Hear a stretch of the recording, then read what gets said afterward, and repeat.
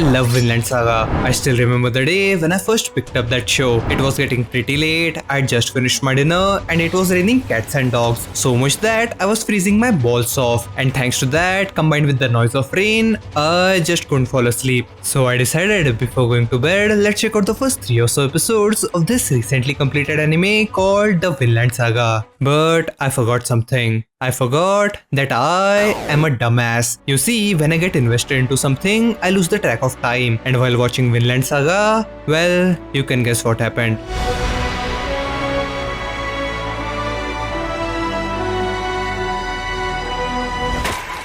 Yeah, I did not sleep. Hell, not only that, I stayed awake most of the next day while reading the manga. Then after taking a nap at noon, the first thing I did after waking up was read Vinland Saga while stuffing my face. I was addicted. I was completely immersed in this series. I had goosebumps not because of the cold weather, but witnessing Askeladd reveal his true name as the brass started playing from the background. I couldn't stop smiling when Thorfinn decided his way moving forward. My eyes were puffy, not only because I was awake for more than 24 hours, but because I was crying while reading Arnheid's story. I wanted to scream in a fit of rage as I read the series of events which unfolded between Snake and Thorfinn. It made my stomach churn in disgust, and at the same time, I wanted to smash my laptop for a second when I saw Ketil do what he did, and by the end of it, my heart was aching. At first, it ached with pride and joy, then with the rage, but by the end of it, my heart felt nothing but sorrow. I know it is kind of a cheesy line to say that a certain show or an anime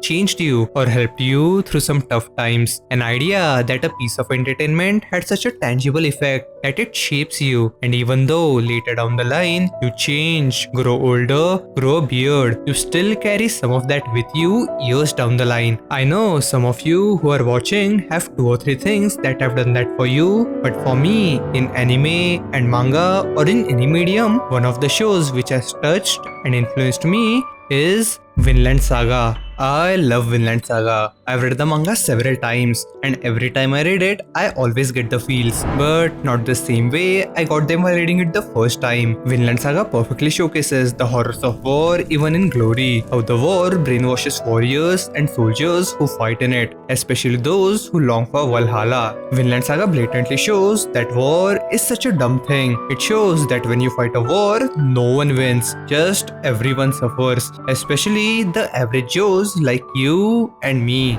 戦争ってバカバカしいってことです。戦争ってあらゆる角度から見てバカバカしい、とてもどうでもいいことなのにやります。みんなやる。偉い人ほど戦争をしなければならないという決断をいつかする。The author perfectly encapsulates the feeling of being a warmongering maniac who finds glory in shedding blood, but also the feeling of suffering which ordinary people face. People who do not come from much wealth and power, but are content with their small happy world. And the way Makoto Yukimura drove that message is with our main character, Thorfinn. If you are watching this video, you probably have watched the first season. We all know how Thorfinn started his life. He was nothing but a bloodthirsty, revenge-hungry maniac. He would kill anyone and everyone just so he could get a duel with Askeladd. He killed soldiers, innocent men, women, young children, even burned down the villages. And it's not like he was never offered compassion or a helping hand. A woman took him in when he was severely wounded, cared for him as her own. She even called Thorfinn her son. But in return, Thorfinn betrayed her trust and love by ravaging that woman's village, which probably got her and her daughter killed, which he did not think much of it at the time because he was so focused on the revenge. But when he lost that motive, that drive which kept him going, and it came down to living his own life under the same conditions his victims were forced into, the things he had done came back to haunt him. He cannot sleep peacefully. Every single night, he wakes up screaming. He always sees corpses clinging to him, dragging him down and asking,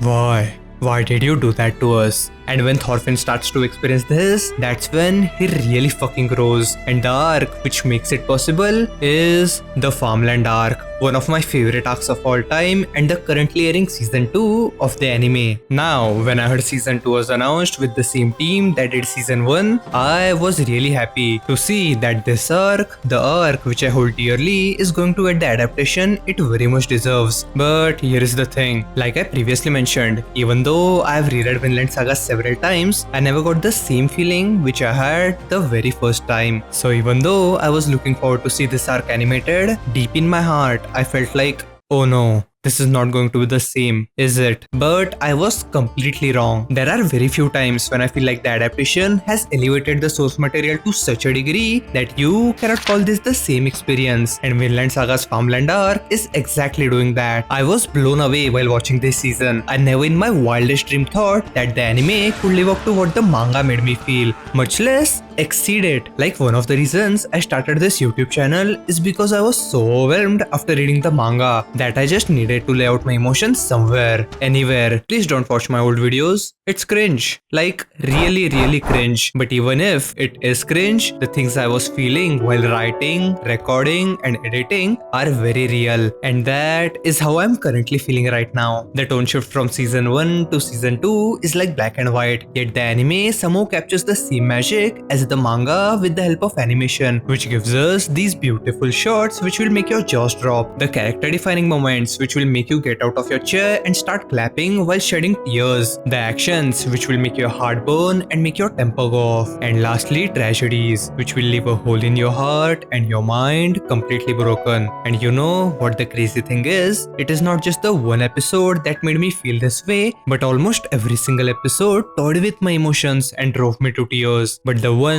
which pushed me off to the deep end is episode 17 and 18. Obviously, spoilers for both of them. When Arnheid was introduced in the second episode, I knew what was going to happen, and I was especially prepared for it when Gardar came into the picture, or so I thought at the time. The way things played out in episode 17, which started with the beautifully choreographed and animated fight between Thorfinn and Snake, where for a second we get lost in the spectacle and lose the sight of our main objective. As the fight progresses, we think this is a duel between Thorfinn and Snake. For a second, we think this fight is about beating Snake, and that is the same mistake Thorfinn also makes. And we are painfully reminded that this fight was never about winning, but about protecting Gardar, which Thorfinn fails to accomplish. And after that, the events which unfold are depressing, sorrowful, and horrifying. The way they handled the death of Gardar was beautifully tragic, and I didn't even know something like that could exist. Starting from the sequence where they are riding the cart, as his life swings between life and death, him re-experiencing the horrible memories flash before his eyes was enough to push me down the emotional edge. But after seeing him reminisce his happy days with his wife and kids was just too much for me to handle. The team really outdid themselves, whether it was the animation, the art style or the background. Everything was beautiful, but the thing which made it heartbreaking was how the way it was written, voice acted, especially the voice of Arnheid. She is so good. And the last but not the least was the score by Yutaka Yamada. I have said this previously, but I am so glad that they brought him back for season 2. This man is truly underrated. The piano broke me. By the time episode 17 was over, I was emotionally drained, tired, lightheaded, and had this tightness in my chest which I just cannot explain. But I forgot that this was nothing compared to the tragedy which was yet to come. I hate episode 18. I absolutely loathe it. Not in a way that it was badly written, but the way events played out, and the anime did not hold back at all. This episode made my stomach churn so much that I paused the episode and closed my browser. We see the real side, the ugly side of Ketil, the side which we got a glimpse of when we saw and heard what he has been doing to Arnheid. But in episode 18, we really saw what Ketil is actually about. This big facade he has put on for all this time washes away. And you know what made it worse? That this has most likely happened in real life. Vinland Saga is really something else, to make you feel all these emotions about a character which we really knew nothing about. Makoto Yukimura is so good. Recently, in an interview, he said, 要するに私がもう本当にこれにしか興味がないと言えるのは3つだけで、それはもう生きることと死ぬことと愛です。もうこれしか興味がない。And this arc perfectly encapsulates his message. But not only that, the thing which really grabbed me was how Thorfinn grew and changed from this violent, bloodthirsty beast to this compassionate, empathetic, loving human being is truly inspiring. And it kind of gave me a feeling, if a guy like that can change and turn his life around, then even I can get my ass off and turn my life around. And surprisingly, the author also wanted to convey that. まあもう一つ言うなら人間は変われるのかということです。人間が特に自分から変わる、自分の意思で自分の望む方へ変わることができるかどうか、あるいは他の誰かが変わることをいくらか手助けできるのかどうか、僕は大いにできると思います。Vinland Saga has played a huge role in my life. I never would have thought that one borderline stormy night of binging would affect me this much. I have so much to say about this show, but it is really hard just to express my feelings and put them into words. And that is why Vinland Saga is and always will be a masterpiece.